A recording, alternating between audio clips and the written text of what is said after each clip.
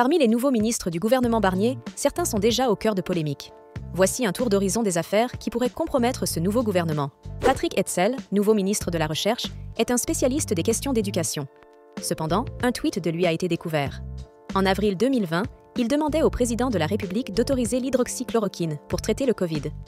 Ce médicament est au centre d'une vive controverse et son efficacité n'a jamais été prouvée. Agnès Pannier-Runacher, ministre de la Transition écologique mais liée à une société pétrolière, a également suscité des débats. Son entreprise familiale est impliquée financièrement avec Perenco, un acteur majeur du secteur pétrolier en France. Des révélations indiquent qu'elle aurait des liens avec des paradis fiscaux. Olga Givernet, ministre déléguée chargée de l'énergie, a un passé d'ingénieur pour une compagnie aérienne. Son expérience dans le secteur des jets privés pourrait interroger ses choix politiques en matière environnementale. Annie Genevard, la nouvelle ministre de l'Agriculture, a voté contre de nombreuses lois écologiques.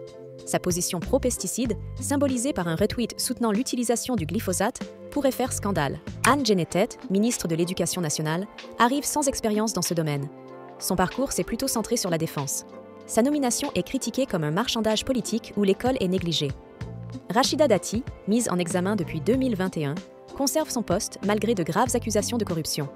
Elle est impliquée dans l'affaire Carlos Ghosn. Enfin, Bruno Retailleau, ministre de l'Intérieur, incarne des positions conservatrices marquées sur l'immigration.